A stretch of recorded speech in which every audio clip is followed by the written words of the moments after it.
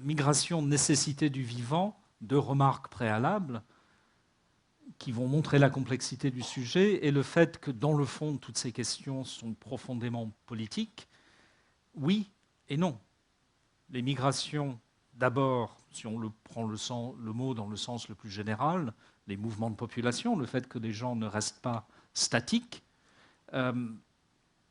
Nécessité du vivant, oui et non. Le heureux qui, comme Ulysse, a fait un beau voyage, mais tout l'intérêt du poème est de souligner que l'objet du voyage, quelque part, c'est le retour à la maison.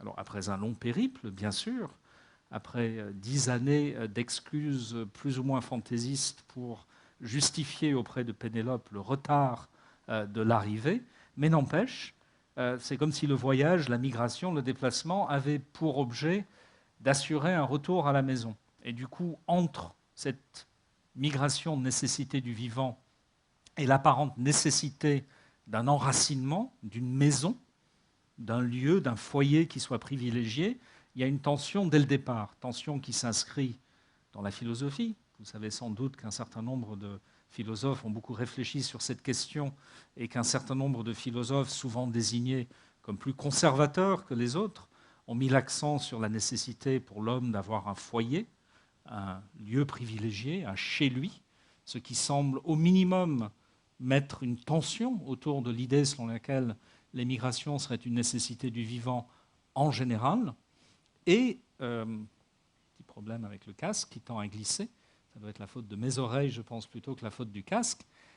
Et puis d'autre part, le mot migration qui pose un certain nombre de questions. Deux questions finalement, qui sont toutes les deux intéressantes par rapport au sujet qui nous occupe ici ce soir. Premièrement, traditionnellement, les migrations sont le fait des animaux non humains et pas le fait des humains. Il y a encore des gens, des puristes du vocabulaire, qui vous diront que l'application aux humains de l'adjectif migratoire est une sorte de solécisme, et peut-être d'ailleurs un solécisme marqué de quelque chose de politiquement néfaste. Les oiseaux sont migrateurs. Les rennes des zones arctiques ont des migrations saisonnières, mais les humains, eux, ont autre chose que des migrations. Et puis ensuite, qu'est-ce qui fait qu'une migration est une migration ? Quand on va de Paris à Brest ou de Clermont-Ferrand à Aurillac, est-ce qu'on migre ? On pourrait le dire dans le langage courant. Mais en général, on réserve la notion de migration à une notion tout à fait différente, qui est celle de la frontière, du franchissement d'une frontière séparant des États, ou en tout cas des entités politiques.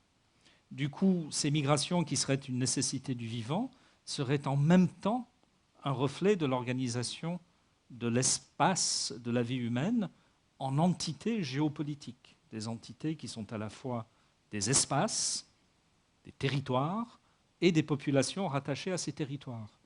Et du coup, sans faire des choses très compliquées, on passe de la notion des migrations comme nécessité du vivant à l'idée des migrations comme produit de la division de la Terre en espaces politiques disjoints les uns des autres. Alors, la vérité n'est ni d'un côté ni de l'autre de cette réflexion, elle est quelque part entre les deux, dans la relation qu'entretiennent ces deux référentiels, le référentiel finalement de l'humain comme un aspect du monde des vivants, et le référentiel de l'humain absolument spécifique, animal politique doué de parole et de raison, pour reprendre les termes du philosophe grec Aristote de l'Antiquité,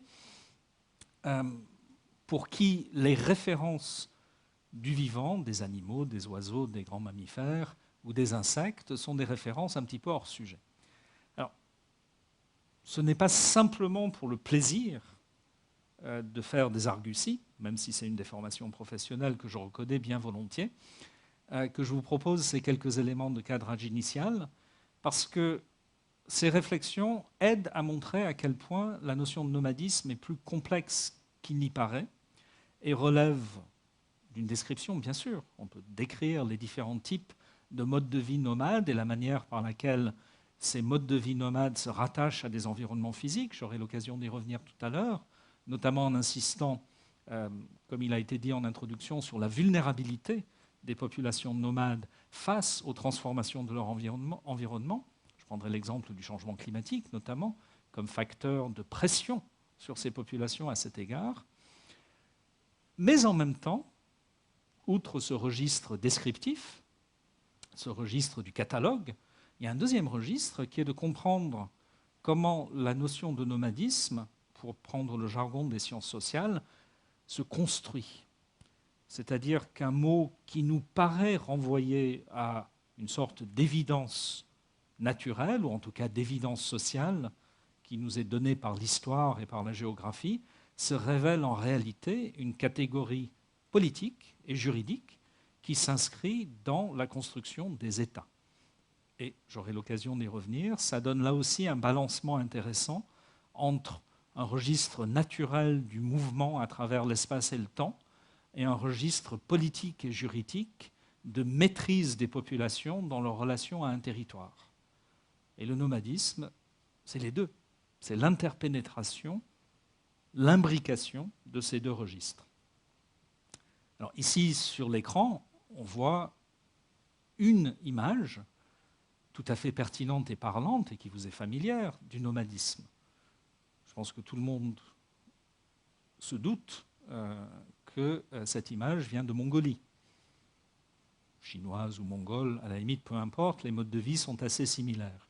Et effectivement, les Mongols, pour certains d'entre eux, ont encore un mode de vie nomade, traditionnel, qui est saisonnier, et qui est inscrit dans les particularités climatiques de la Mongolie, avec des hivers extrêmement rudes qui rendent impossible le pâturage des bêtes dans la steppe, et des étés chauds et très favorables à l'élevage extensif, avec du coup un nomadisme saisonnier de balancement entre deux lieux de résidence, parfois permanents, parfois eux-mêmes mobiles, qui amènent chacun périodiquement à se déplacer avec ses animaux et son capital immobilier, la fameuse yourte, que les Mongols appellent ger.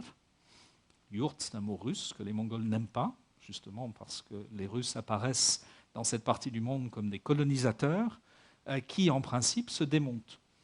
Sauf qu'en réalité, si on avait des images des zones urbaines d'Oulan-Bator aujourd'hui, on verrait que très souvent, les guerres en question sont pérennes, destinées non pas à être démontées, mais à être des lieux d'habitation permanents qui font signe vers une tradition culturelle tout en la modifiant profondément. Et on peut très bien voir des guerres qui sont sur des socles en béton qui permettent d'y enraciner de manière permanente les poteaux qui n'ont plus du tout vocation à être déplacés. Du coup, on en conclut quoi? Que les Mongols seraient les nomades les plus typiques? Si on passe maintenant aux quelques images que j'ai retenues pour illustrer mon propos, ça je ne peux pas le faire, je suis obligé de... Voilà. Est-ce que ce sont eux les vrais nomades? C'est intéressant. Alors, ça vient d'un catalogue touristique, vous vous en doutez, qui vise à vous donner envie d'aller en Mongolie, ce que je vous encourage vivement à faire à titre touristique. Mais en quoi ces nomades-là seraient-ils, plus que d'autres, des vrais nomades? Et finalement, c'est ça la question qu'il nous faut décortiquer dans le cadre d'une discussion comme celle-ci. D'ailleurs, je vous invite un peu plus tard à ce que ça devienne une discussion, une fois que je me serai exprimé. Le nomadisme, ça serait donc ça, particulièrement. Ce seraient des gens qui, 2 fois par an, se déplaceraient avec sur le dos de leurs bêtes, leurs biens matériels, et dans leur tête, l'ensemble du capital humain, du patrimoine immatériel qui fait leur culture. Mais en même temps, nous avons de multiples autres références de ce qu'est le nomadisme qui ne correspondent pas forcément à ce schéma et qui montrent la complexité d'une notion qui nous invite à réfléchir et pas seulement à décrire. D'autant plus que le mode de vie nomade en Mongolie, lui-même, quand on creuse un petit peu, est moins naturel qu'il n'y paraît. C'est un mode de vie qui, certes, est hérité d'une longue tradition culturelle, mais a été reconfiguré par le régime communiste qui a gouverné la Mongolie de 1921 à 1991 tout d'abord, et ensuite par le régime post-communiste qui lui a succédé, qui a créé différents types de régimes juridiques, de propriété foncière, différents types d'identité et d'état civil, qui permettent aux gens d'être nomades. Mais qu'il faille leur permettre d'être nomades, c'est une manière de dire que ce mode de vie est sans doute moins simple qu'il n'apparaît dans le catalogue. En plus de ce registre un peu analytique, il y a toute une dimension normative que vous connaissez, bien sûr, dimension normative qui nous amène à donner à ces nomades une sorte de privilège. Ils auraient quelque chose que nous n'aurions pas. Ils auraient un rapport à quelque chose qui serait plus profond, plus authentique. Ils auraient des secrets. Peut-être.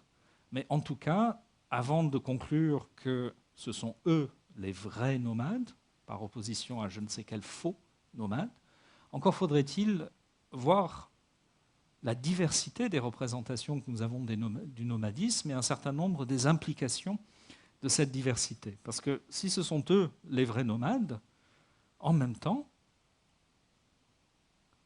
nous avons cette image-là, qui est assez différente. L'image des chasseurs-cueilleurs, antérieure à la révolution néolithique, qui, à travers la découverte de l'agriculture, a permis que se mette en place une société humaine profondément différente, fondée non pas sur la recherche au sein de la nature des éléments permettant la survie de l'homme, mais la fabrication d'une nature alternative dans laquelle la notion de survie de l'homme soit transformée. C'est ça l'agriculture.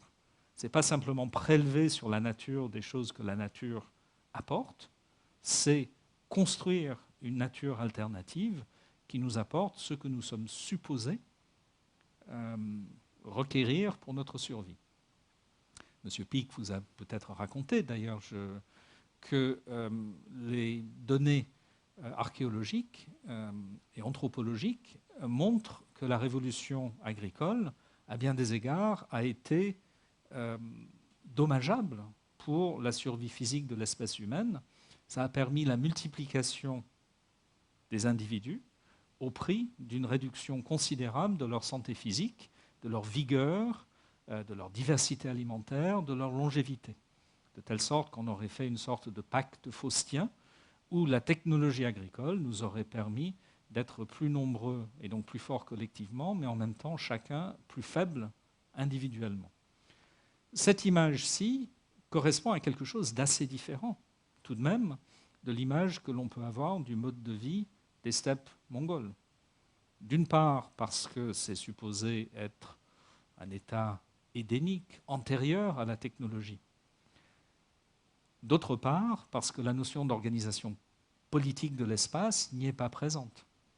Et d'ailleurs, ce nomadisme-là ne peut pas être un nomadisme saisonnier stabilisé, du fait même que la stabilisation de la saisonnalité suppose une cartographie, au moins imaginaire, de l'espace, une certaine stabilité de son occupation, et en principe, et c'est ça qui a été mis en place en Mongolie, la garantie de retrouver son lieu d'habitation d'été, chaque été, quand on y revient.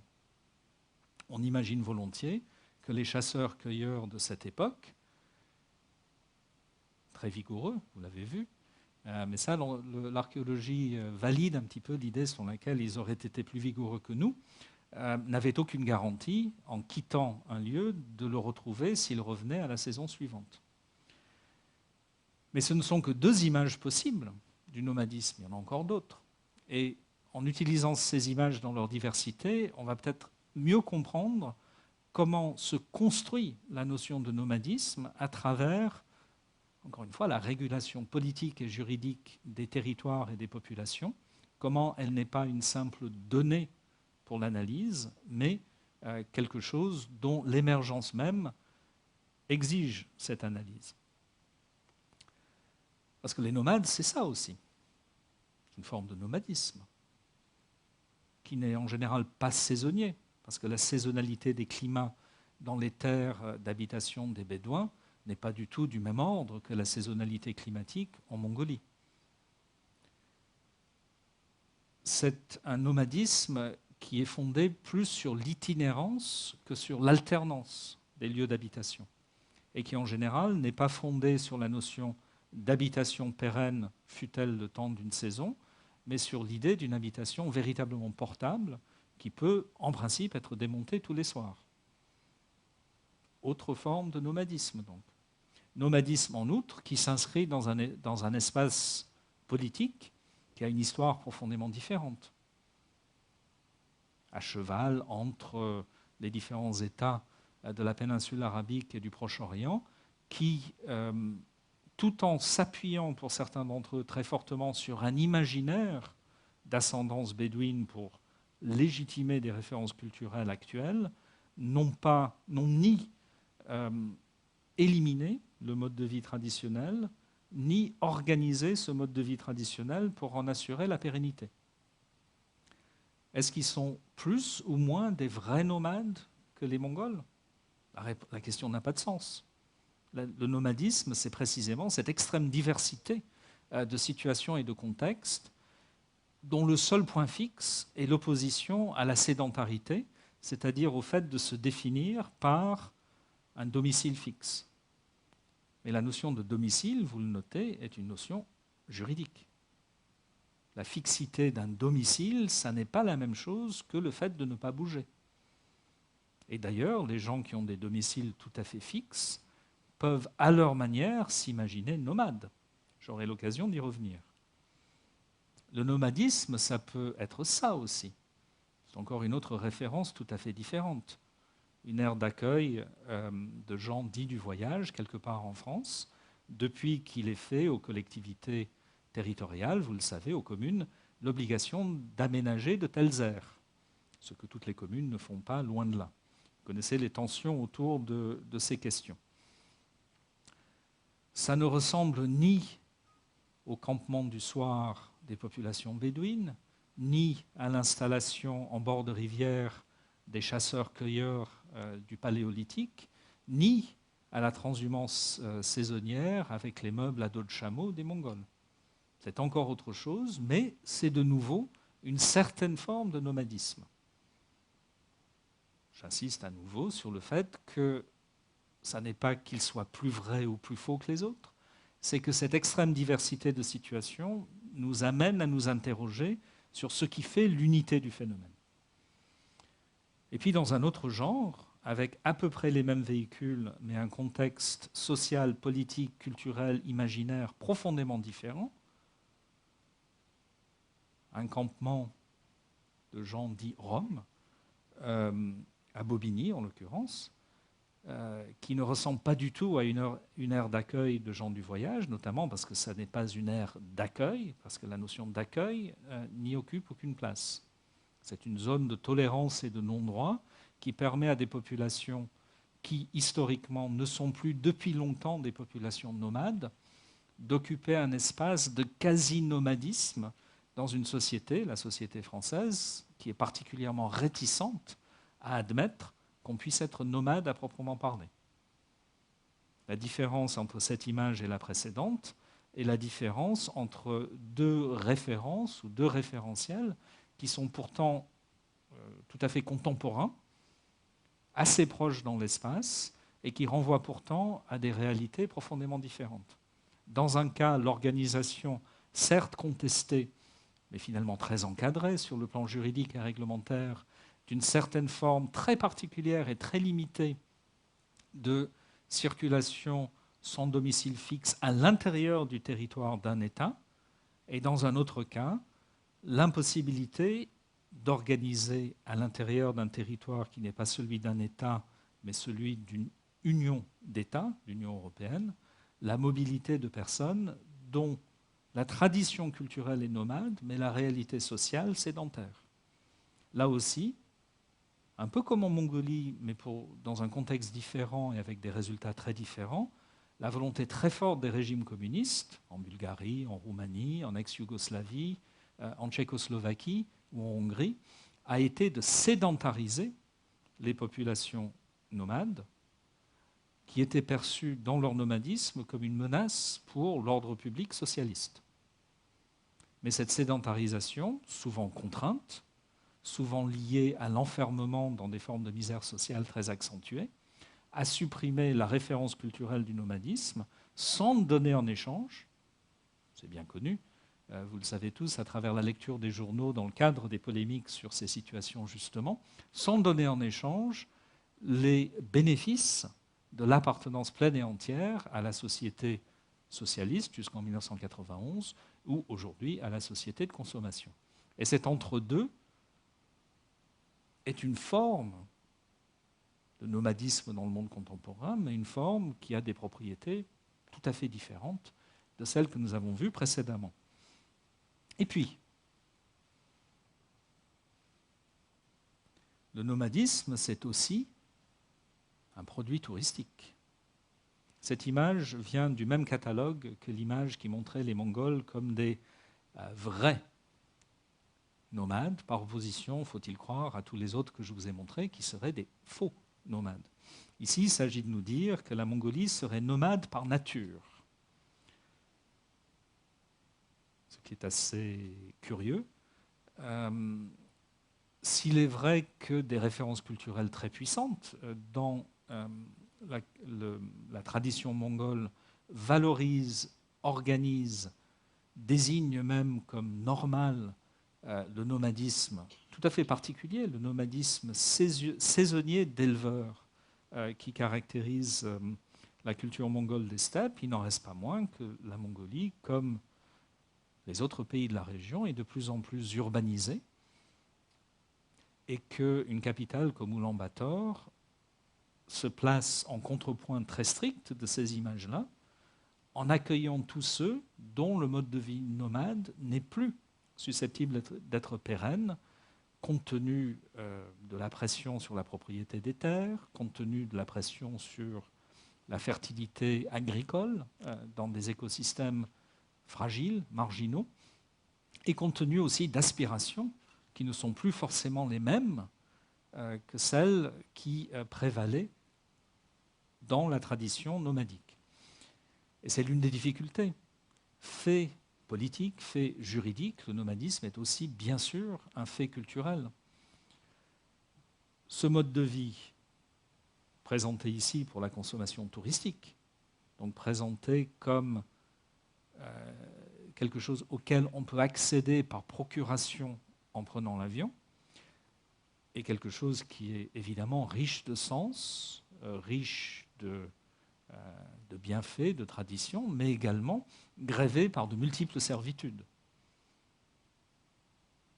Et les jeunes nomades n'ont pas forcément envie de rester nomades. Est-ce donc qu'ils trahissent leur nature de Mongols en s'installant à la ville ? Cette tension existe dans nombre de sociétés où le nomadisme est à la fois une référence traditionnelle et quelque chose qui n'apparaît plus cohérent avec les modes de vie d'aujourd'hui.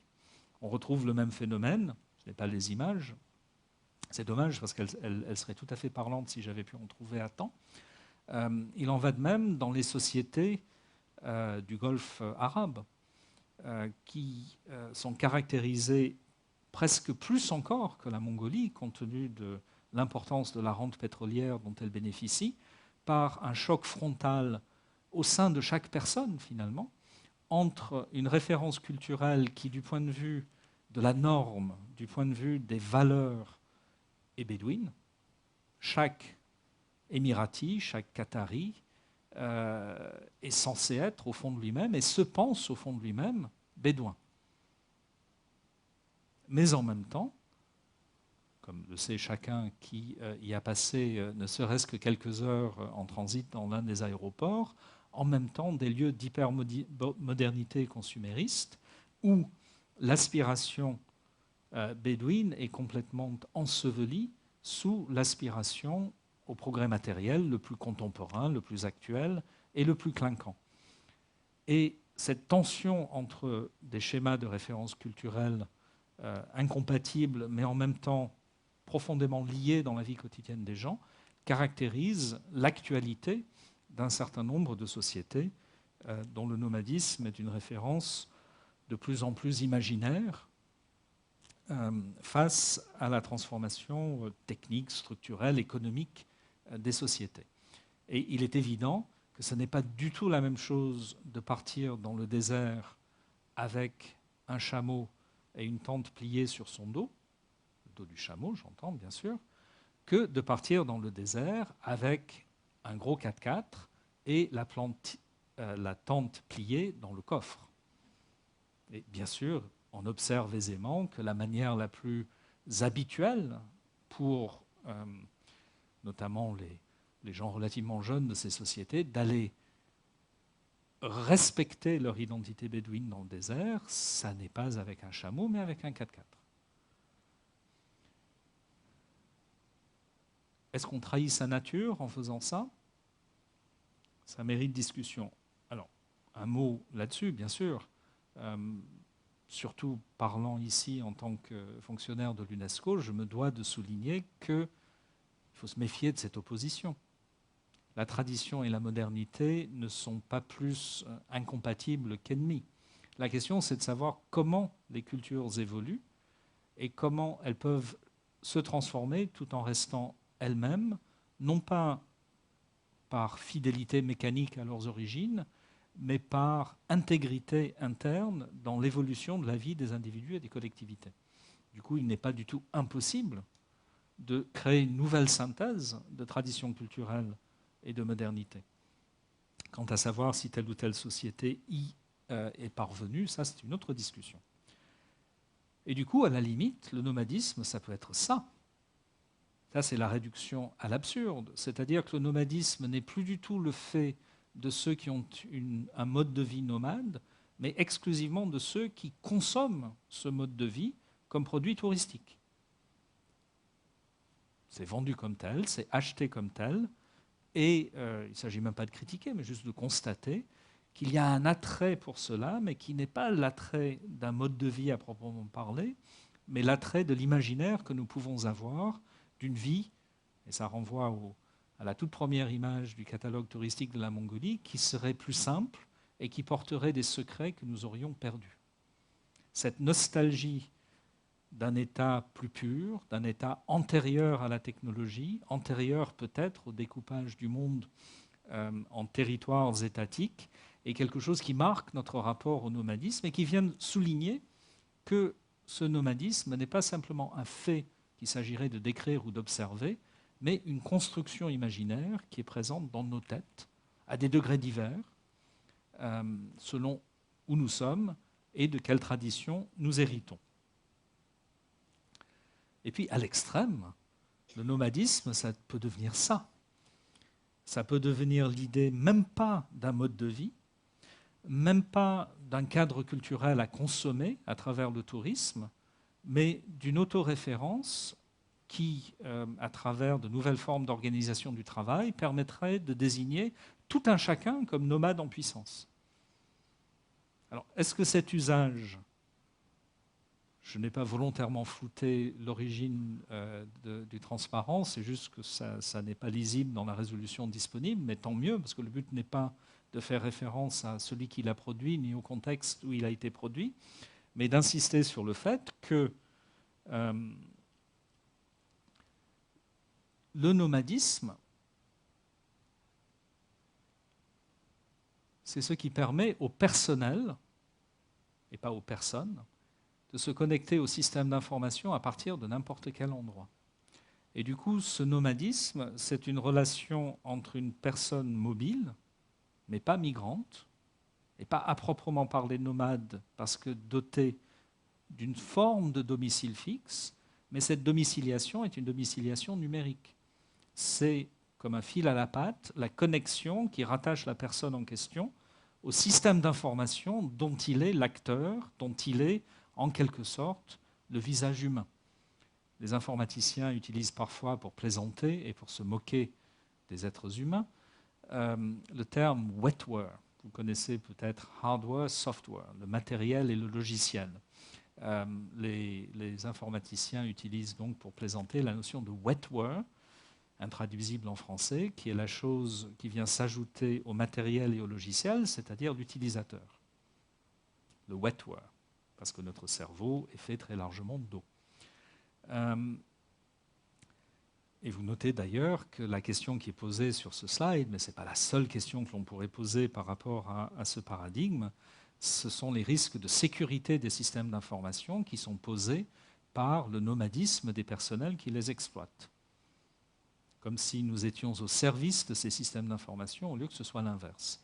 C'est une représentation intéressante à la fois de la puissance de l'imaginaire nomade, l'idée que l'on puisse utiliser le terme de nomadisme pour essayer de dire que tout ça c'est bien, et puis d'autre part, d'un certain nombre de difficultés qui sont inhérentes à la notion, et j'aurai l'occasion d'y revenir dans un instant, à savoir que le nomade pose problème. Et il pose problème parce qu'il va sans qu'on sache très bien où il va, il fait sans qu'on sache très bien ce qu'il fait, il voyage léger, et donc il peut voyager loin, et il peut mettre en péril les systèmes d'information et les infrastructures sécurisées de l'entreprise.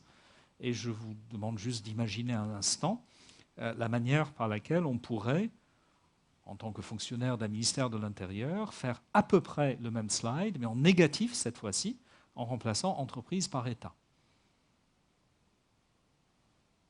Alors, c'est plus qu'une vue de l'esprit. Et c'est là où je voudrais en venir presque au cœur de ce que j'aimerais vous dire ce soir, et ensuite je tirerai un certain nombre de conclusions de ce noyau d'analyse. Le nomade, dans la société moderne au sens large, c'est-à-dire depuis la Renaissance, la société de la modernité au sens des historiens, et non pas la société contemporaine, c'est celui qui fait exception au principe d'organisation étatique de la vie humaine. Un État, c'est quoi? Un État, c'est une entité juridique qui prétend disposer de la souveraineté sur un territoire et une population définis l'un par rapport à l'autre. Le territoire étant celui où habite la population et la population étant celle définie par le territoire où elle habite. Cette prétention à la souveraineté n'est pas toujours réussie. Il y a des États qui se voudraient tels et qui ne le sont pas, on le constate chaque jour, mais les États qui se stabilisent dans le temps, qui prospèrent, sont les États qui prétendent avec succès exercer cette souveraineté sur le territoire et la population par lesquels ils se définissent. Alors, l'idée du nomadisme n'est pas manifestement incompatible avec l'idée d'État, à condition que ce soit à l'intérieur d'un territoire. En revanche, si on regarde les choses historiquement, et qu'on analyse même de la manière la plus sommaire, la manière par laquelle les États se fabriquent historiquement, on se rend compte que le souci de contrôler les flux de personnes, de marchandises et d'idées, et j'ajouterais les flux de pathogènes, les flux de maladies, bien avant qu'on comprenne les vecteurs de la maladie, ont été au cœur d'une entreprise politique qui visait à remplacer le bazar médiéval, de territoires superposés avec des juridictions baroques, des extraterritorialités, des dispenses, des régimes spéciaux qui font ressembler notre fameux millefeuille administratif de la décentralisation à la française à un chef-d'œuvre d'architecture rationnelle, par quelque chose de simple, clair, monolithique, où chaque chose a sa place, chaque chose a une seule place, et c'est en dernière analyse le législateur, le roi, la volonté générale, qui détermine quelle est la place de chaque chose. Cet imaginaire de l'État s'inscrit pas simplement dans la tête de certains acteurs, mais aussi dans toute une série de réalités administratives qui permettent que l'état d'idées sur comment les choses devraient être organisées deviennent réalité, description de la manière par laquelle les choses s'organisent. Et par rapport à cela, le nomade pose de multiples problèmes. Premier problème, il risque d'échapper à l'enregistrement, à l'état civil et au service militaire. Et nos États, en Europe d'abord, puis par l'expansion coloniale partout dans le monde, sont des États d'enregistrement. Des États qui veulent compter les gens, savoir qui ils sont et savoir quelles obligations leur incombent. Obligation fiscale, plus tard obligation scolaire, obligation de vaccination, obligation militaire. L'État n'est pas que cela, bien sûr, mais c'est notamment cela, et d'une certaine façon, historiquement, c'est d'abord cela. Le nomade, quand on fait un recensement, on n'est jamais sûr de le trouver. Comment on va faire? On ne saura pas ni combien il y a de gens sur le territoire, ni qui exactement et qui. Et avant même de s'interroger sur le nomade comme ferment de dissolution du lien social ou comme agent de l'étranger, il est d'abord, fondamentalement, celui qui échappe à un certain contrôle administratif. Ensuite, le nomade, il est susceptible de véhiculer des idées hors du contrôle d'un État qui a des idées relativement claires sur ce que les gens devraient penser, dire et faire. Aujourd'hui, nous sommes habitués à l'idée qu'un État puisse se fonder sur un certain nombre d'idées de droits et de libertés fondamentaux qui permettent, qui valorisent et même qui encouragent la liberté d'expression et la liberté de circulation des idées. Mais historiquement, ce n'est pas ainsi que les États se sont mis en place. Ensuite, les nomades, j'y reviendrai dans un instant sur des aspects très concrets et très réglementaires, ce sont des gens qui, du point de vue économique, exercent des métiers, font des choses qui risquent d'échapper au contrôle fiscal et réglementaire de l'État économique. Tous ceux qui, les marchands ambulants, les forains, tous ceux qui vont de village en village au gré de la disponibilité des marchandises et des besoins à fournir, sont des gens à qui on va avoir beaucoup de mal à imposer la TVA, par exemple. Bien sûr, c'est anachronique. L'État naissant du XVIIIe siècle n'avait pas le problème d'imposer la TVA. Mais néanmoins, du point de vue d'une vision fiscale d'ensemble, le nomade est toujours susceptible d'échapper à l'impôt. Et d'ailleurs, dans un contexte tout à fait différent, les nomades de l'hyperclasse capitaliste mondialisée, pour parler un petit peu comme le monde diplomatique, sont des nomades qui précisément échappent à l'impôt parce qu'ils ne sont jamais nulle part en particulier assez longtemps pour qu'on leur mette la main dessus. L'un des rêves les plus intéressants qui ait été produit par ce bouillon de culture des idées un peu folles qu'est la Californie, c'est le rêve engendré par un certain nombre de milliardaires issus de la mouvance que les Américains appellent libertaires, c'est-à-dire anarchistes mais politiquement de droite, c'est de fabriquer une île artificielle flottante ou un paquebot géant ou quelque chose qui serait un peu les deux à la fois, qui accueillerait des milliardaires souhaitant échapper non seulement à l'impôt mais à la juridiction de l'État dans tous les domaines et qui flotterait de manière perpétuelle dans les eaux internationales afin de ne jamais être sur le territoire d'aucun État. C'est une forme de nomadisme, ça aussi, revendiqué, recherché, et qui vise précisément à mettre le nomade en opposition à l'État. Évidemment, quand on est milliardaire, on peut. D'autres nomades doivent subir cette volonté qu'a l'État de les contrôler. Et puis enfin, et là aussi vous le savez très bien, mais c'est une question qui n'est pas toujours mise en relation avec les précédentes, nos États modernes, depuis le XIXe siècle, depuis qu'on a découvert un certain nombre de choses sur l'origine des maladies et leur mode de contagion, sont des États sanitaires. Les villes ont été refaites au XIXe siècle pour éradiquer le choléra, par exemple. Le commerce international a été régulé au XIXe siècle pour empêcher la contagion internationale de la peste, par exemple, à travers la mise en place de mécanismes de quarantaine obligatoires et ainsi de suite. Et le nomade, par excellence, c'est celui qui est susceptible de faire parvenir des maladies dans des zones précédemment indemnes. L'imaginaire de la rage est intéressant à cet égard. Alors, la rage concerne plutôt des animaux vecteurs, bien sûr, mais un certain nombre de travaux tout à fait intéressants ont montré comment l'imaginaire de cette maladie à la fois très mobile et très souvent mortel, sert à poser le problème des choses qui vont là où elles ne devraient pas aller et le besoin de les contrôler. Au Royaume-Uni, pendant très longtemps, la crainte de la rage a servi d'argument pour refuser un certain nombre de formes d'intégration dans l'espace européen, par exemple, comme si la rage, au-delà d'un problème sanitaire particulier, devenait une sorte de métaphore ou de métonymie de la contagion en général.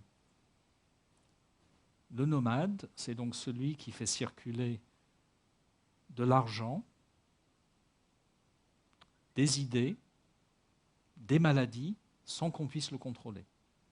Et cette image conduit à des formes de réglementation du nomadisme qui sont tout à fait intéressants en ce qu'ils trahissent en creux l'ensemble des idées, des préventions, des suppositions qui portent sur ce nomadisme.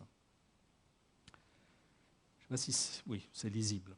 Donc vous voyez que, je crois que c'est très connu d'ailleurs, et ça n'a été démantelé sur le plan réglementaire qu'à la fin des années 60, à la veille de la Première Guerre mondiale, loi du 16 juillet 1912, le législateur français avait adopté un ensemble de dispositifs sur l'exercice des professions ambulantes et la circulation des nomades. L'association est intéressante. Que les professions ambulantes aient partie liée avec le nomadisme, ce n'est pas du tout évident. Mais historiquement, c'est une réalité profonde et importante, et qui fait peur, et qui exige d'être régulée, surtout dans un climat d'avant-guerre, où on aura besoin de mobiliser des hommes, donc on aura besoin de les compter, et où on se méfie de la possibilité que le parti de l'étranger soit installé sur notre territoire, et du coup on a besoin de contrôler ces gens-là. Et du coup, on leur impose le carnet anthropométrique d'identité, spécifique aux nomades, et régi précédemment par cette loi, ce décret et les différentes circulaires d'application qui ont été adoptées à son sujet. Anthropométrique, c'est-à-dire fondé sur la mesure des différentes propriétés du corps humain. Aujourd'hui, on a des méthodes plus sophistiquées, on a des passeports biométriques, mais le principe est le même.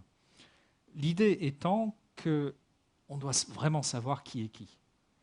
Vous n'imaginez pas, ma brave dame, mon bon monsieur, que des gens circulent un peu partout sans qu'on sache qui ils sont, quand même. Et quand on est ministre de l'Intérieur, on trouve ça insupportable. Mais en même temps, on reconnaît qu'il y a un certain nombre de nécessités pratiques qui font qu'il y a des gens qui ont besoin de circuler sans avoir un domicile fixe. Et donc, on va créer un régime dérogatoire qui leur permette de le faire, mais à condition qu'ils se tiennent à carreau dans le cadre d'un contrôle anthropométrique et dans le cadre d'un carnet de circulation, comme on l'appellera un petit peu plus tard, qui permettra à l'administration de contrôler constamment qui ils sont et où ils sont. Alors, ma manière de le dire peut donner l'impression d'être sarcastique, comme si tout ceci était absurde. Il s'agit plutôt de comprendre comment, au contraire, tout ceci est, du point de vue de l'État, profondément logique. Du coup, être nomade au XXe siècle, en France, mais pas seulement en France, bien au-delà de la France, c'est avant tout faire exception.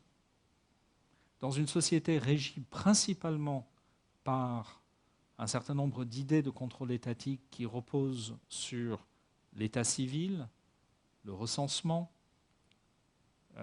l'assujettissement universel à l'impôt, la capacité de savoir qui est qui et qui fait quoi, le nomade pose problème et fait l'objet d'une réglementation, d'une régulation qui permet à ce problème d'être confiné.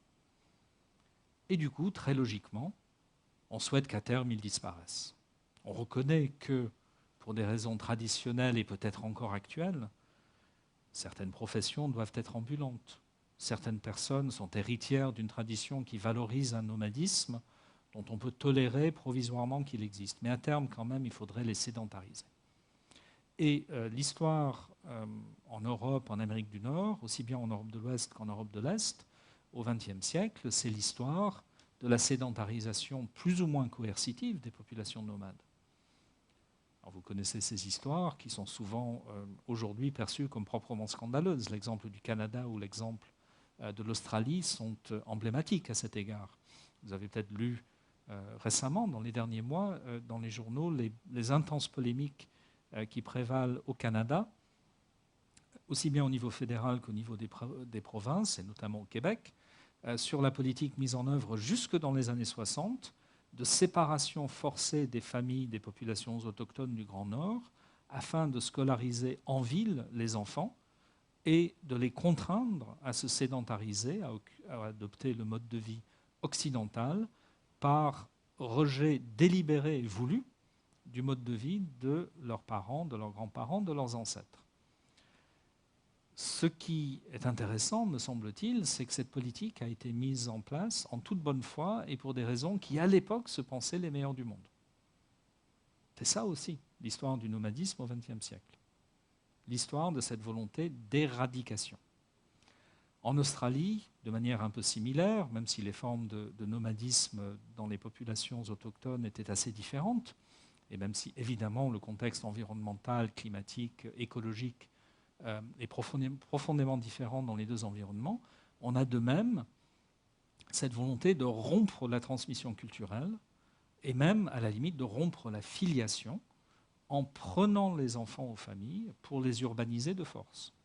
Et là aussi, le gouvernement australien a, il y a 3-4 ans, je crois, si je me souviens bien, exprimé sa repentance à cet égard, exprimé ses excuses solennelles et mis en place des programmes à la fois de réparation des préjudices et de rétablissement des relations culturelles au bénéfice des populations qui ont été lésées par ces politiques coercitives. Je parlais tout à l'heure des régimes communistes d'Europe orientale à l'égard des populations qu'on appelle aujourd'hui Roms, qu'on appelait historiquement Tziganes, qui ont été également sédentarisées de manière forcée, dans des conditions souvent socialement très négatives. La seule différence, bien sûr, par rapport à l'Australie et au Canada, c'est qu'il n'y a pas aujourd'hui de reconnaissance, pour des raisons faciles à comprendre, dans la transition post-communiste, de ce qu'ont pu subir ces populations, et donc une absence de volonté de réparer les torts qui ont pu leur être imposés. Alors, ça pose la question, mais ça je le garde pour un éventuel échange avec vous dans quelques minutes, de savoir si on peut imaginer un mode de coexistence, de mode de vie véritablement nomade et de sociétés étatisées modernes qui soit plus paisible et plus équilibrée que celle qui a émergé au XXe siècle. Rien n'est moins sûr. Le nomadisme fonctionne à la fois d'un point de vue pratique et imaginaire dans des espaces ouverts. Ouverts au double sens où il n'y a pas de frontières fortes qui en barrent l'entrée ou la sortie, et au sens où il y a de la place pour que chacun s'y retrouve. Ce sont des modes de vie adaptés à des densités démographiques faibles et à des espaces relativement peu colonisés par l'infrastructure, les villes, les routes et les autres apparats de la modernité. Une fois que le monde a été restructuré par l'agriculture, le bitume, le béton et l'acier, c'est beaucoup plus difficile de redonner place au nomadisme.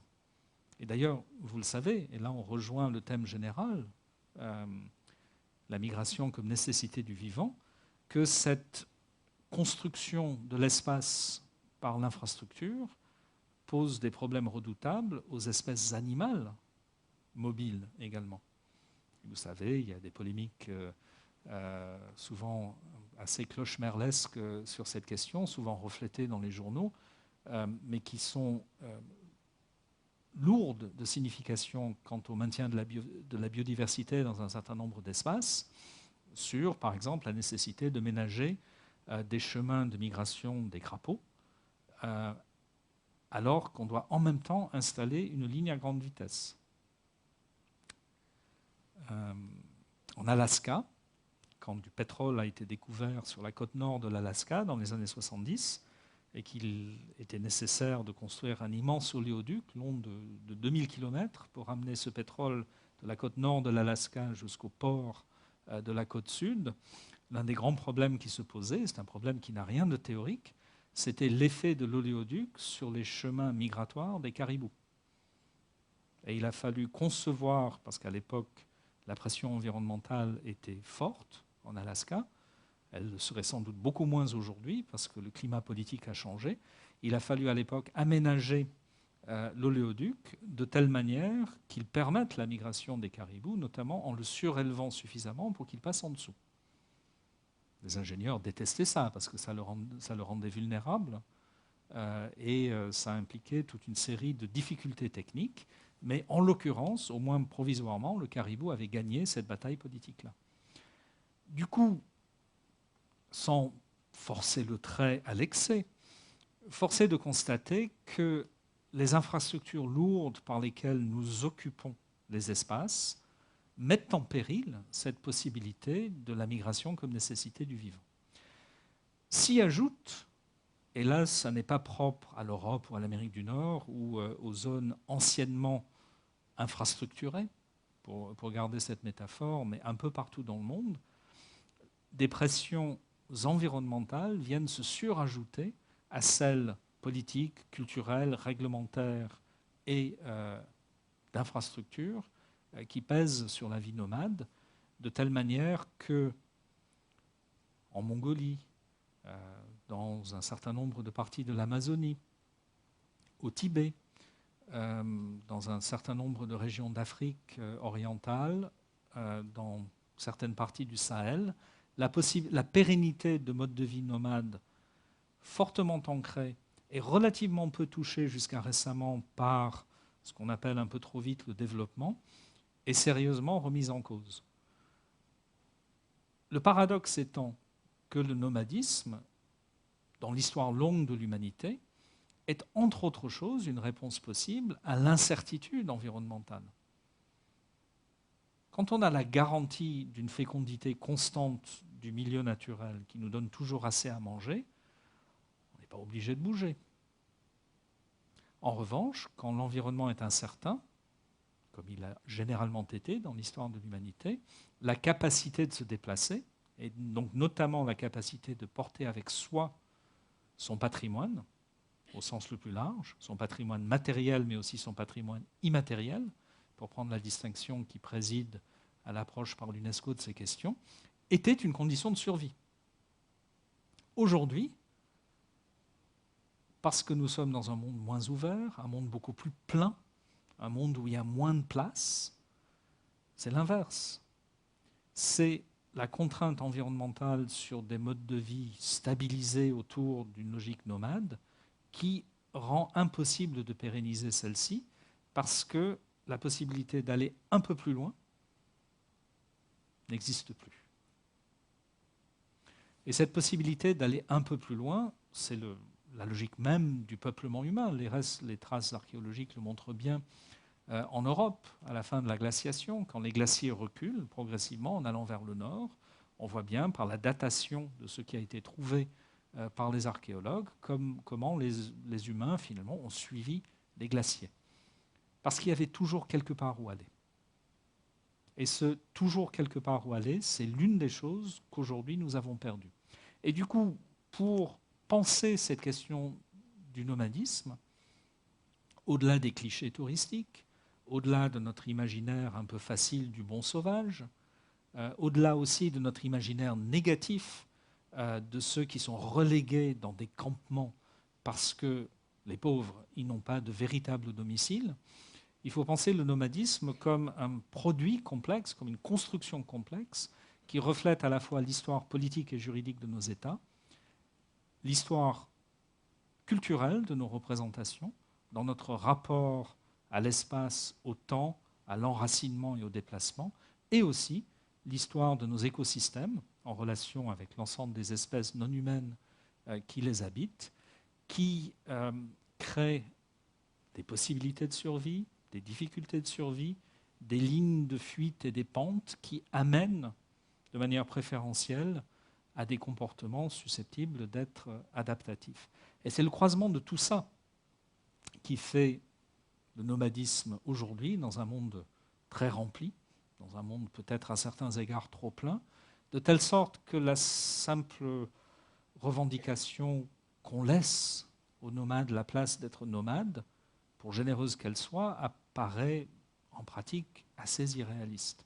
Je n'ai aucune réponse à apporter à cette difficulté, je n'ai aucune solution, mais j'espère que ces quelques mots, plus que quelques mots quand même, 50 minutes, que ces 50 minutes de parole vous ont aidé à interroger un certain nombre de vos présupposés, peut-être vous donner envie d'aller plus loin dans la compréhension de l'extrême diversité de ce que peut être le nomadisme dans le monde d'aujourd'hui, de son histoire complexe et de ses possibilités tout à fait incertaines d'évolution.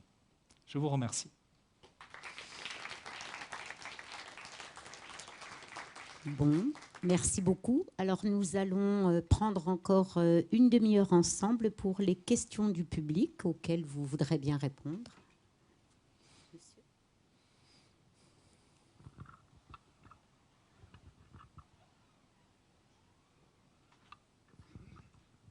Faute de questions, ça peut être des objections, des contestations. Hein. Le sujet que vous avez développé ici paraît vraiment, vous le dites vous-même, sans réponse. Hein. Une solution, on ne la voit pas. Mais il me semble de toute manière que cette question de nomadisme ne peut se concevoir que dans des étendues où il n'y a pas de propriété privée. Parce qu'évidemment, personne ne voudrait des nomades qui s'installent dans leur jardin. Bon. Et alors, ce nomadisme, à mon avis, ne peut être considéré que dans ces endroits où il y a de grandes étendues qui appartiennent à un État. Ce qui fait qu'ils seront quand même poursuivis certainement par les lois de cet État et ils devront s'y conformer.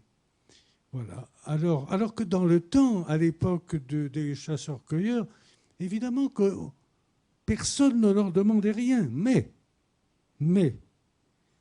qu'ils se cassent une jambe ou quoi que ce soit, il n'y avait pas d'ambulance pour venir les secourir non plus. Hein. Si pour des raisons climatiques ou autres, les fameux chasseurs ne trouvaient rien à chasser, ils mouraient de faim, tant pis pour eux. Alors qu'aujourd'hui, on vit dans des sociétés tout de même plus évoluées que ça. Si vous tombez là, comme ça, il y aura des gens qui vont venir et vous soigner. C'est déjà pas si mal, etc., etc. Et c'est pour ça que je pense que ce mode de vie peut être probablement toléré, mais il est anti... il n'est, comment dit-on zut, je ne trouve plus mon mot, mais enfin, il n'est pas compatible. De l'histoire. Il n'est pas compatible avec nos sociétés, disons, plus avancées. Quoique dans nos sociétés plus avancées, on a aussi la bombe atomique. Partout, il y a les bons et les mauvais côtés. Mais ça, c'est d'une époque où on ne peut pas retourner à les chasseurs-cueilleurs, enfin, à mon avis. Voilà. Soyons clairs, je suis tout à fait d'accord avec vous. Et si j'avais à exprimer un avis un peu plus personnel, un jugement sur cette situation, ce serait évidemment que la question que nous devons nous poser n'est pas de pérenniser des modes de vie traditionnels, mais plutôt de permettre que dans notre monde tel qu'il est, des espaces existent où des modes de vie diversifiés puissent être possibles. Du coup, inscrire le nomadisme non pas en opposition avec cette modernité-là, mais comme un de ses aspects possibles. Mais ça pose de redoutables problèmes, notamment ceux que vous avez indiqués. Et il est tout à fait exact que si notre État est notamment un État social, un État sanitaire, un État d'éducation obligatoire et de solidarité, on peut difficilement admettre que tout un chacun s'en affranchisse juste parce que ça lui chante.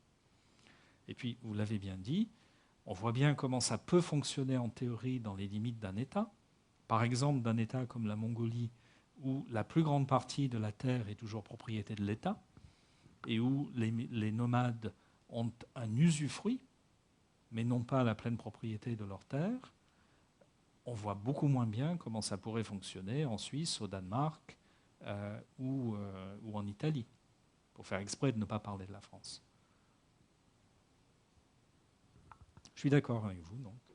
Mais j'attire l'attention sur une autre chose, qui est que, en même temps, nous avons rarement aussi peu valorisé, y compris à travers la production publicitaire de la société de consommation, notre version contemporaine du nomadisme, qui est celle des moyens de paiement, qui est celle de ceux qui ont suffisamment les moyens pour pouvoir être chez eux partout.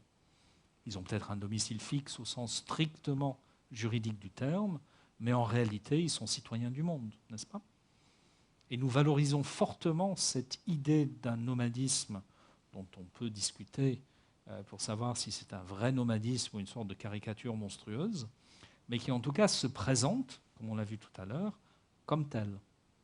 Et donc l'une des questions, ça serait celle, pourquoi pas, si on en fait un slogan, du droit au nomadisme pour tous, et pas seulement pour ceux qui ont des cartes de crédit Platinum. Une autre question?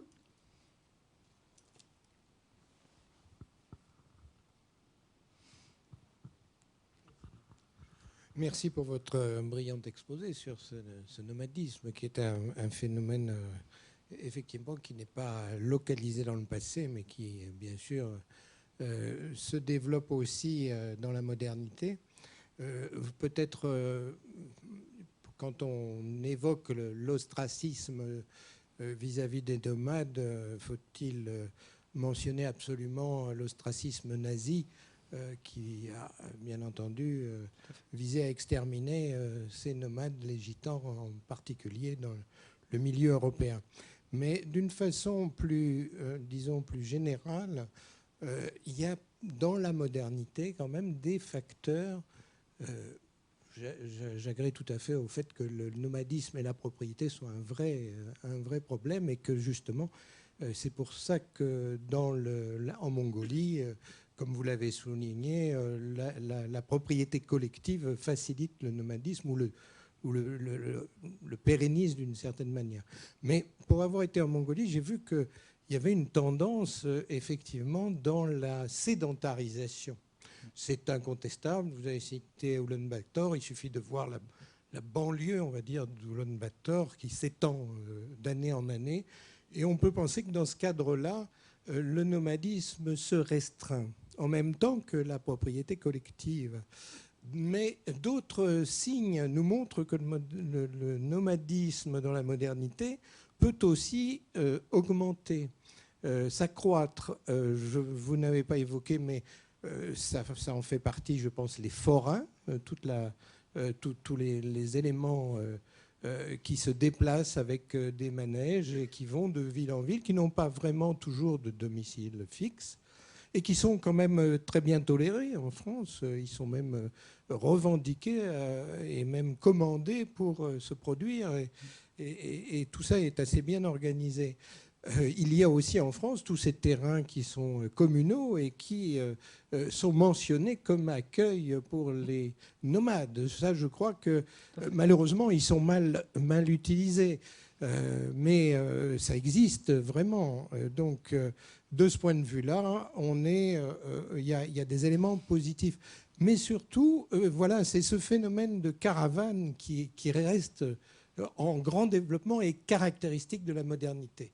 Et là, ce qu'on aurait aimé, vous qui avez une overview, si je peux dire, au niveau donc, des instances donc mondiales, c'est de nous dire si finalement, des chiffres, si finalement c'est cette vision de restriction un peu, on va dire, de la Mongolie qui est de décroissance du phénomène nomadisme, ou au contraire, s'il n'y a pas une extension du fait du phénomène caravanier, des gens qui vont passer, je prends un exemple, des gens qui vont passer 6 mois au Maroc parce qu'ils y sont mieux, ils ont plus chaud, ils sont retraités, ils vont avoir des conditions meilleures, une vie moins chère, donc ils se déplacent. Au fond, est-ce que le phénomène est vraiment en régression, en but au contrôle pointilleux étatique, ou peut-être échappe-t-il et en croissance, en expansion, et échappe-t-il finalement à ces contrôles? Telle est la question. Des chiffres, si vous avez. C'est une très bonne question. Je crois que vous avez raison à l'échelle du court moyen terme.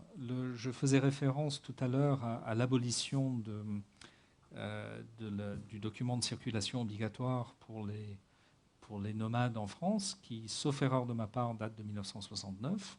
Et à l'échelle d'une quarantaine d'années, il y a effectivement eu levée dans un certain nombre de pays, dont les pays d'Europe occidentale, sinon des préventions à l'égard des nomades, du moins de certaines des formes très contraignantes de réglementation qui leur étaient imposées. Mais ça correspondait aussi à l'idée selon laquelle la politique de sédentarisation réussissant, on aurait moins besoin de s'en préoccuper. Alors, vous avez tout à fait raison de dire qu'il y a des phénomènes nouveaux qui apparaissent, et je ne voudrais surtout pas être perçu comme ayant ni décrit, ni annoncé, ni défendu l'idée d'une disparition du nomadisme. C'est plutôt son réaménagement que je trouve intéressant. Vous avez mentionné, par exemple, les retraités. Je ne connais aucune étude d'ensemble sur cette question qui compare entre les différents pays. En revanche, aux États-Unis, c'est un phénomène qui a été pas mal étudié, et les mouvements saisonniers ou le nomadisme véritable des retraités est un phénomène important et en expansion, qui est lié, comme vous le dites à juste titre, par l'émergence de toute une catégorie de véhicules nouveaux qui permettent ce nomadisme. En revanche, ça se situe clairement, peut-être pas en opposition, mais en tout cas en forte différence par rapport aux formes traditionnelles de nomadisme. Ça n'en est pas la continuation, et loin d'être une opposition au principe du contrôle par l'État du territoire et de la population, c'en est la stricte expression, puisque le retraité, par définition, doit pouvoir toucher sa retraite pour avoir ce mode de vie nomade. Et du coup, non seulement il n'échappe pas à l'état civil, au système de sécurité sociale, il en revendique le bénéfice. Et ces nouvelles formes de nomadisme choisies posent la question de leur sens culturel. Alors, ce n'est pas un jugement, ce n'est pas être pour ou contre que de constater qu'il ne s'agit pas, dans ce cas-là, de la perpétuation d'une longue tradition de nomadisme qui est dotée d'un sens culturel fort, mais plutôt de l'émergence de formes alternatives de consumérisme. D'hédonisme, de consumérisme. De même, alors en France, il y a des études, un certain nombre d'études. Donc là, on a une aire d'accueil des gens du voyage, pour prendre le vocabulaire administratif. Vous voyez que c'est relativement vaste. Ce n'est pas des tout petits espaces, même s'il y a des communes qui, de manière plus ou moins malveillante, ont volontairement aménagé des espaces totalement inutilisables. Et d'après les études dont on dispose, c'est un phénomène qui concerne plusieurs centaines de milliers de personnes. On ne sait pas exactement combien. Mais en tout cas, ce n'est pas 10, 15 ou 20 000 personnes, c'est beaucoup plus. Ce sont pour la plupart, non pas les héritiers d'un mode de vie traditionnellement nomade, mais les gens qui se sont construits un mode de vie nomade à partir soit d'une opposition à la société de consommation, parfois, ça existe encore, soit plus souvent au cœur même de celle-ci. Et souvent, effectivement, soit des retraités, soit en tout cas des personnes avec des métiers nomades, au sens là de l'idéologie d'entreprise. Parce que pour pouvoir, en étant actif au sens du marché du travail, tout en étant nomade au sens de la caravane, il faut être nomade dans ce sens-là. C'est-à-dire avoir la capacité de se connecter au système d'information à partir de n'importe quel endroit. Et la technologie nous y encourage. Mais ça aussi, c'est une forme de nomadisme qui, loin de correspondre à la perpétuation d'une tradition culturelle, correspond plutôt à un aspect du fonctionnement de nos sociétés telles qu'elles sont. Et du coup, par rapport à la question de monsieur, non pas une continuité, mais au contraire une rupture dans les modes de nomadisme. Monsieur, s'il vous plaît, parlez dans le micro et de manière... ne soyez pas long. Merci pour ces réponses. Est-ce que, à votre avis, la notion de nomadisme intellectuel qui est manifestée par certains poètes, Simo Siné en Irlande ou Kenneth White en France aujourd'hui, a quelque validité? C'est un peu marginal par rapport à votre conférence. Merci. Non, la réponse est oui, mais à un niveau un petit peu différent de celui que j'ai adopté, qui était beaucoup plus fondé sur la matérialité politique, juridique et environnementale. Mais l'une des raisons pour lesquelles nous valorisons culturellement le nomadisme, même ceux d'entre nous qui ne sont en rien nomades, c'est que nous l'associons à quelque chose de très fortement ancré dans nos représentations collectives, qui est l'idée de la liberté comme absence d'ancrage, l'idée de l'ancrage comme détermination, l'idée de la pleine réalisation de soi comme arrachement à ce qui nous détermine.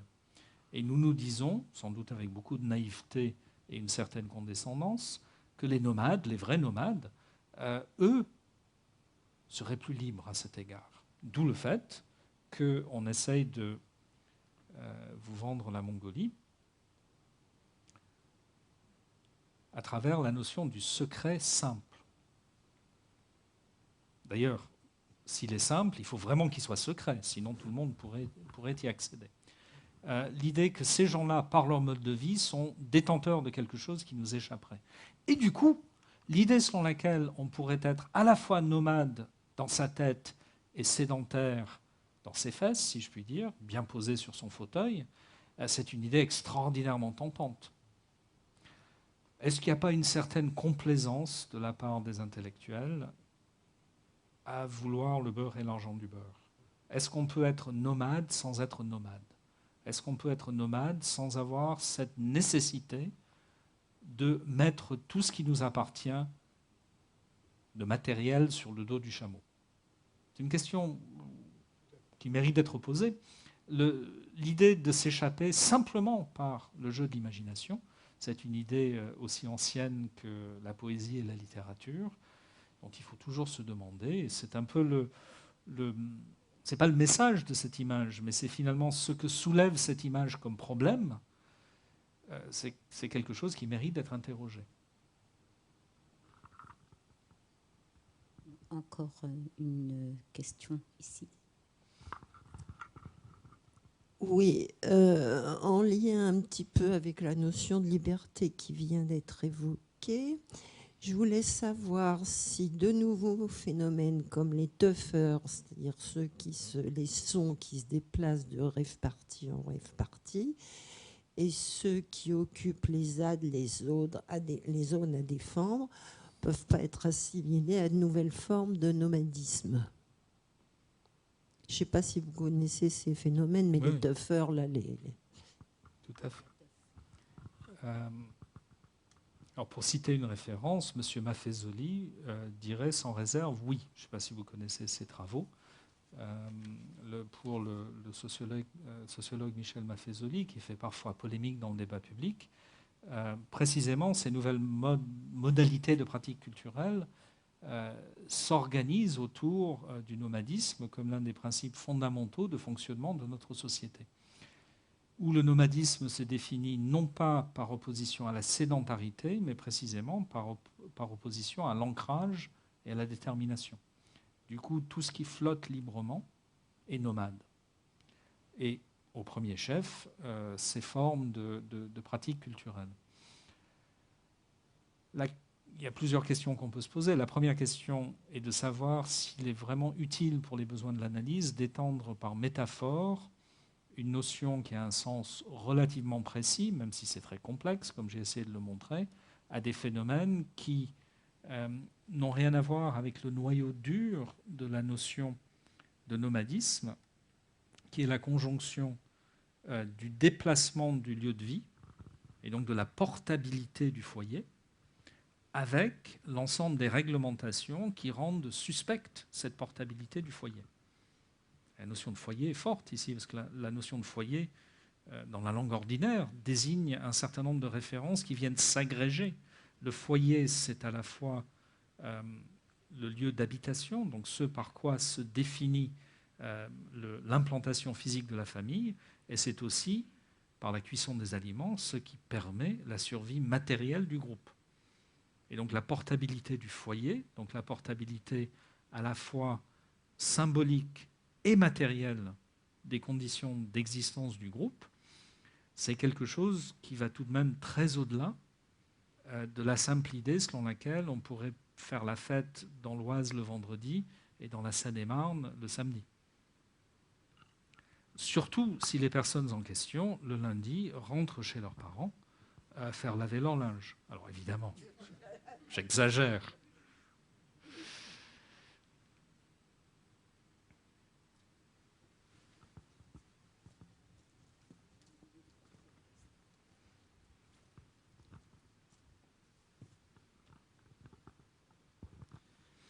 Je constate en fait la méfiance et la fascination que les gens ils ont pour ces modes de vie. Donc les gens qui sont bien ancrés dans le tissu économique, qui même s'ils partent à l'aventure, ils ont leur compte en banque qui est bien fourni et ne risquent pas grand-chose. Donc, ils ont une certaine fascination vis-à-vis de ce mode de vie. Ils essaient de le vivre par procuration ou de le réaliser, mais tout compte fait, en même temps, il y a ce rapport ambivalent de désir et de fascination, et en même temps de méfiance, parce que ces gens-là, les nomades, en fait, ils n'ont pas tout à fait le choix. Ils sont retrouvés dans des réseaux d'économie et de survie. Généralement, il est hérité et il s'adapte selon les ressources, selon les saisons. Donc, c'est pas le trappeur qui part de la ville et qui va chasser et ramener les pots. C'est une société, c'est une culture, c'est des gens. Je suis absolument d'accord. C'est ce que j'essayais de dire d'une certaine façon. Notre rapport au nomadisme, notre rapport imaginaire, qui est en partie le résultat de ce rapport historique, politique, juridique, etc., est complexe. Nous valorisons très fortement certains aspects de ce que nous imaginons être la vérité nomade, et en même temps, on ne nous y prendrait pas, sauf peut-être 3 semaines par an. Et encore, avec le 4x4 hors cadre qui porte les bagages. Je vous rappelle, c'est une brochure touristique. Ça ne veut pas dire que l'image soit fausse, mais comme toujours, l'image n'est pas vraie non plus. L'image est une construction, un cadrage qui raconte une certaine histoire et à laquelle on peut très facilement, sans tricher, faire raconter une histoire tout à fait différente. Je crois, et là la référence qui a été faite au génocide nazi invite d'ailleurs à élargir un petit peu le champ de l'analyse historique et culturelle. Dans la peur que suscite le nomade, qui est une peur et en même temps une envie, un désir d'être comme lui et la hantise de se retrouver comme lui, se situe également un ensemble de choses plus larges, mais que j'ai essayé de désigner en faisant référence à la triple problématique de circulation des idées, de l'argent et des maladies. Et par exemple, l'imaginaire antisémite du juif errant ressemble beaucoup, par les types de peurs qu'il mobilise, à l'imaginaire qui a pu porter sur les gitans ou les tziganes, comme on disait à l'époque. Et ça n'est pas du tout une coïncidence qu'un régime ait été génocidaire à l'égard des deux populations à la fois. En effet, cette idée d'errance, cette idée de manquer d'ancrage, cette idée d'être partout et nulle part, c'est l'idée d'être vecteur de choses qui se déplacent au-delà de la place qui leur est assignée. c'est l'argent qui circule un peu partout, c'est la maladie qui circule sans qu'on sache par quel canot elle circule, et ce sont les idées qui nous échappent. Et la notion de contagion est finalement au cœur de cette méfiance à l'égard de la mobilité, qui est une notion beaucoup plus générale que le nomadisme, bien sûr. Mais comme vous le savez, les États modernes du XVIIIe siècle, quand ils essayent de se stabiliser, de se structurer, ont une méfiance très grande à l'égard de la mobilité en général, et pas simplement du nomadisme. Tout ce qui bouge est susceptible d'être porteur de quelque chose de dangereux. En même temps, le développement de la richesse économique suppose que les choses bougent. Et dans cette tension entre faire bouger, mais sans que ça bouge trop et sans que ça nous échappe, on trouve beaucoup des aspects de la construction juridique, politique et économique de la modernité. À mon tour, je prends la parole. Pouvez-vous nous rassurer quant au nomadisme qui est un mode de vie? Les nomades ne sont ni des errants ni des vagabonds. Ils sont plutôt bien structurés et ils tirent parti des milieux souvent hostiles qu'ils traversent. Oui, absolument. Absolument. J'ai insisté sur la manière dont ils sont perçus parce que la réalité de leur existence est conditionnée aussi par la manière dont ils sont perçus. C'est l'aspect sur lequel je voulais mettre l'accent. Pour ne pas donner l'impression qu'il y aurait d'un côté un mode de vie qui est ce qu'il est, et de l'autre côté des peurs et des fantasmes à son égard. Il y a un va-et-vient historique puissant à travers les mécanismes politiques et juridiques qui fait que les peurs influencent le mode de vie, et le mode de vie se transforme en réponse aux peurs. C'est sur ça que je voulais mettre l'accent. En revanche, les modes de vie nomades des peuples de l'Arctique, des peuples de Sibérie, des peuples du Sahel, pour ne prendre que ces quelques exemples, sont évidemment des réponses collectives rationnelles, même si ça a émergé d'un ensemble de choix que personne en particulier n'a fait, à des conditions environnementales qui ne permettrait pas, en tout état de cause, un mode de vie sédentaire. Il n'est pas possible d'habiter l'extrême nord du Québec, ou plutôt, jusqu'à très récemment, il n'était pas possible d'habiter l'extrême nord du Québec sans adopter un mode de vie nomade. L'une des difficultés, qui est une difficulté politique et culturelle également, c'est que désormais la technologie rend possible la sédentarisation dans l'Arctique, avec des conséquences qui sont souvent jugées déplorables pour les communautés qui y vivent, mais qui en même temps souhaitent bénéficier des avantages de cette civilisation matérielle. Vous y faisiez référence tout à l'heure en parlant des urgences médicales. Et le Groenland est un exemple tout à fait intéressant à cet égard. C'est un pays très vaste en kilomètres carrés, très peu peuplé, dans une situation politique assez compliquée, de colonialisme en partie consenti et accepté, mais en même temps rejeté sur un certain nombre de plans symboliques, et où la préoccupation du mal-être des jeunes, de l'alcoolisme, du suicide, est au cœur de tout le débat social, avec l'idée selon laquelle la sédentarisation que rend possible la technologie dans ces zones qui, du point de vue écologique, sont extrêmement marginales, détruit un mode de vie traditionnel sans rien mettre à sa place. Et on a les mêmes débats en Alaska, aux États-Unis, dans le nord du Québec, et en Sibérie. On le sait mieux aujourd'hui à mesure que l'espace sibérien est moins fermé au regard extérieur. Pendant l'ère soviétique, il était extrêmement difficile d'avoir la moindre information dessus. On sait aujourd'hui à quel point ces espaces, aujourd'hui très largement sédentarisés, notamment par la volonté à l'époque de l'État soviétique, fabriquent des sociétés qui peuvent apparaître à bien des égards pathologiques, où, encore une fois, le mode de vie traditionnel est détruit sans que le mode de vie technologique moderne soit, à proprement parler, viable. Ce sont donc des sociétés sous perfusion, sous dépendance, souvent très littéralement, parce qu'ils dépendent entièrement, par exemple, de leur approvisionnement alimentaire la plus grande partie de l'année d'une logistique à longue distance de transport ferroviaire et aérien. Et de ce point de vue-là, quand on fait le contraste, on peut effectivement se dire qu'entre les formes urbaines industrielles de sédentarisation dans ces zones environnementales marginales et les modes de vie traditionnels, beaucoup d'avantages sont attachés au mode de vie traditionnel. Ça, c'est absolument vrai. En revanche, la question de savoir si on peut faire marche arrière par rapport à la modernisation, au développement, pour prendre des termes terriblement ambigus de ces régions, ça, c'est une question terriblement difficile. Il y a encore une question de ce côté-ci. Est-ce qu'il y en a d'autres pour que je mesure? Donc, je vais passer la parole à monsieur qui est par ici. Donc, avant-dernière question.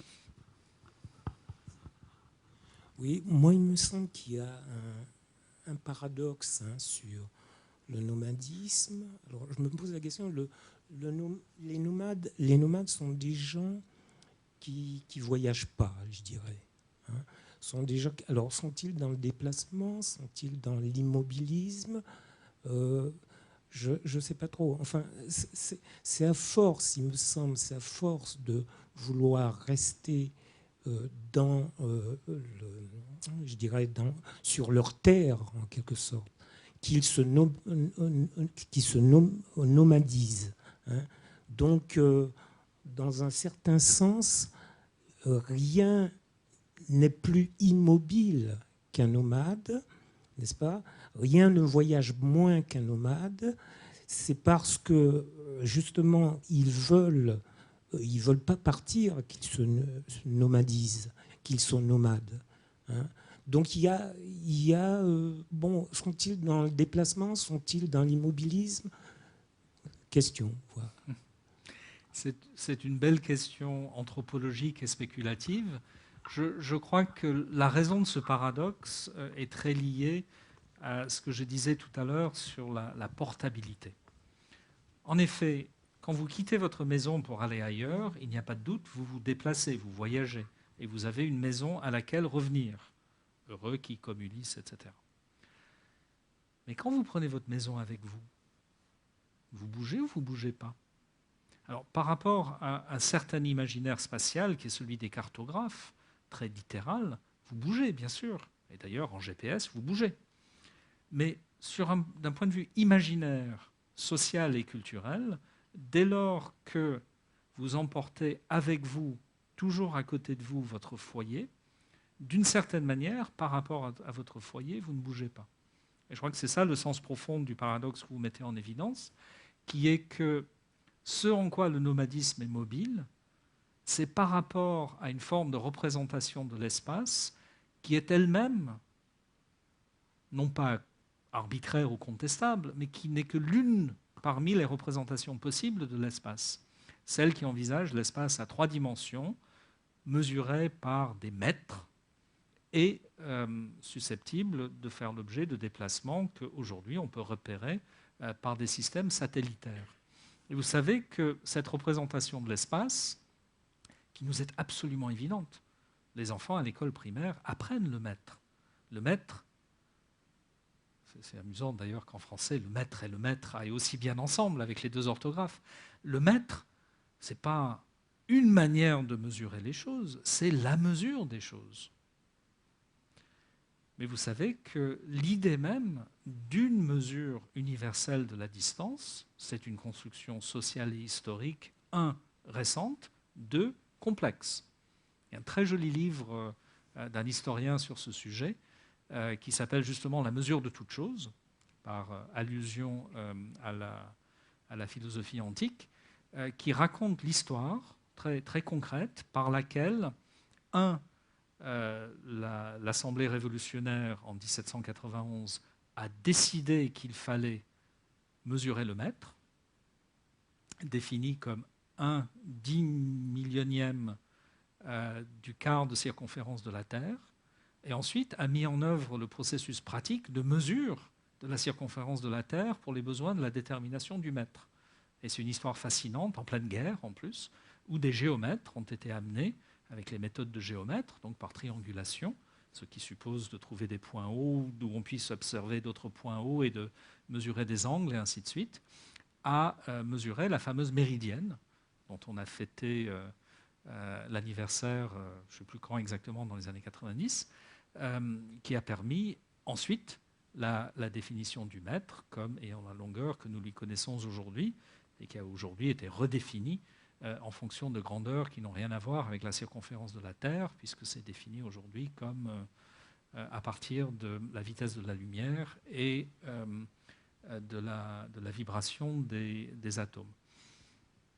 Mais l'idée d'adopter le mètre n'était pas un débat sur le fait de savoir s'il fallait le mètre, le yard, la lieue, 53 cm, autre chose. Non, c'était une question beaucoup plus profonde, proprement philosophique, au siècle par excellence des philosophes, le XVIIIe siècle, quant à savoir s'il était possible de tout mesurer par une mesure unique et abstraite qui serait indépendante de l'activité humaine. Vous savez sans doute que dans la France d'Ancien Régime, les mesures de longueur variaient d'un endroit à l'autre. Les terres agricoles se mesuraient pour les besoins de la fiscalité, de l'héritage, du partage des terres, de leur cession et de leur acquisition, non pas en art ou en centillard ou dans une autre unité de surface, mais en journée. Et selon les régions et selon la nature des terres, selon la pente du sol, selon les types de cultures ou d'activités agricoles, la journée avait une valeur très variable. Puisque la journée, c'était littéralement la surface susceptible d'être labourée ou équivalent par un homme en un jour. Et donc, du coup, il n'y avait pas de base de comparaison claire entre les terres du Limousin, de la Provence et de la Picardie. Et tout le monde trouvait que c'était très bien ainsi. Parce que l'enjeu de la mesure n'était pas de soumettre l'extrême diversité des situations à un principe abstrait, mais au contraire de refléter concrètement et de matérialiser cette extrême diversité des situations. Et d'une certaine manière, quand nous nous interrogeons sur le fait de savoir si le nomade est mobile ou immobile, nous reflétons cette difficulté conceptuelle de savoir s'il y a un sens à superposer à l'activité humaine telle qu'elle est une mesure abstraite venue d'ailleurs, vitesse de la lumière, vibration des atomes, circonférence de la Terre, qui mesurerait cette activité indépendamment du sens qu'elle se donne à elle-même. Et du coup, le nomade est mobile sur nos cartes, qui présuppose toute cette histoire de la métrologie, qui a donné le mètre et ses dérivés, et en même temps s'inscrivent dans un schéma de référence qui est celui des nomades eux-mêmes, où, puisque je suis toujours à égale distance de mon foyer, que je porte avec moi, d'une certaine façon, je suis littéralement immobile. Les deux choses sont vraies, et en même temps, elles sont radicalement incompatibles. C'est aussi ça, la réalité de ce qu'est le nomadisme. Nous prendrons la dernière question ou réflexion de monsieur. Merci bien. Oui, donc l'escargot est un vrai nomade. Non, plus sérieusement, je vous ai entendu dire tout à l'heure, donc la technologie rend possible, et là j'attendais le nomadisme et vous avez dit la sédentarité. Alors c'était pour suggérer de rebondir sur un peu cette assertion en disant est-ce qu'elle ne rend pas aussi possible le nomadisme, et je pense par exemple au smartphone, à la télévision, je pense à vos caravanes qui doivent être toutes équipées d'une antenne de télévision, probablement, voilà, c'est clair. Donc on a aujourd'hui, technologiquement parlant, la possibilité d'être informé, même de s'éduquer dans un mode de vie nomade. Et là, je pense que quand on pourra généraliser les batteries solaires, l'autonomie de l'énergie, d'apport d'énergie, je pense que le nomadisme a encore de beaux jours devant lui. Alors effectivement, la personne qui a fait ce transparent est entièrement d'accord, et c'est même une vision presque doctrinale qui est présentée ici sur le transparent, mais bien sûr en soulignant à la fois les avantages, y compris les avantages en termes, vous me permettrez d'être marxiste à l'ancienne, d'extorcation, d'extraction de plus-value par rapport à des personnels surexploités, mais aussi les dangers qui sont que toujours, notez le transporter entre guillemets, toujours le nomade, le problème, c'est qu'il transporte avec lui des choses. Et comment contrôler ce qu'il transporte avec lui?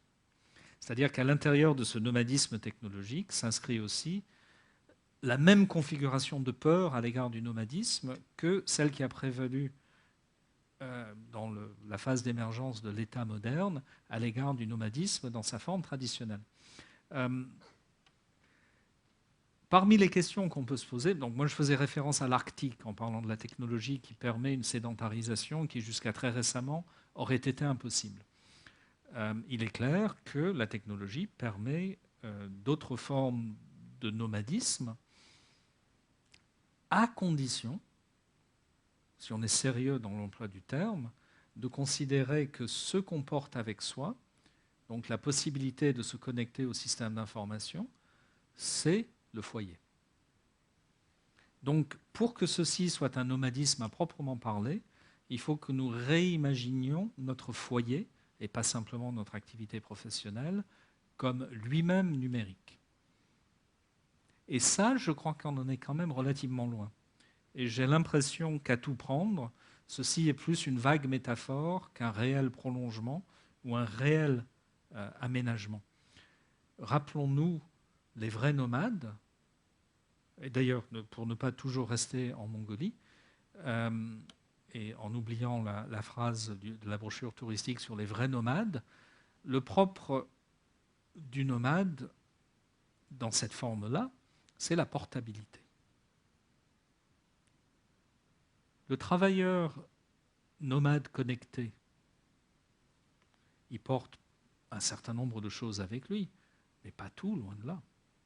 Et la condition de son nomadisme, entre guillemets, c'est également l'existence d'un ancrage. Alors peut-être qu'on est à un tournant, peut-être qu'on verra émerger, et d'ailleurs quand je cherchais des images intéressantes pour cette présentation, j'en ai trouvé beaucoup sur le télétravail. Finalement, j'en ai pas retenu parce que aucune, du point de vue visuel, n'était vraiment super. En revanche, le message de toutes ces images relatives au télétravail, pour le célébrer ou pour le condamner, c'était de dessiner un horizon où nous deviendrions réellement nomades par la technologie qui nous permet de porter partout tout ce que nous sommes. Mais ce serait drôle par rapport à notre manière de vivre quand même. Ça serait une transformation extrêmement fondamentale qui peut-être nous amènerait au type de nomadisme choisi, qui pourrait être celui-là, où finalement le monde entier pourrait ressembler à cela. Alors du coup, la question se poserait, comme le disait monsieur tout à l'heure, de savoir si on peut imaginer la généralisation de ce type de modèle au-delà de quelque chose de relativement marginal aux interstices. Parce qu'après tout, ces aires d'accueil sont aménagées par des communes qui, elles, n'ont rien de nomade. Alors, pour terminer sur un mode plaisant, certains d'entre vous, peut-être, ont lu le roman de Stephen King qui fait suite à Shining, Dr. Sleep. Je ne sais pas si ça a été traduit comme Docteur Sommeil ou Dr. Sleep, je ne suis pas sûr. Non? Personne n'a lu ça? C'est sorti l'an dernier ou il y a 1 an et demi. Si vous lisez le roman, alors effectivement, on peut aimer ou ne pas aimer le registre de Stephen King, mais si vous lisez le roman, vous verrez qu'il apparaissent comme protagonistes maléfiques précisément des retraités en caravane. C'est intéressant. C'est un joli clin d'œil pour terminer. Et c'est un bon livre, par ailleurs. Merci beaucoup. Merci beaucoup.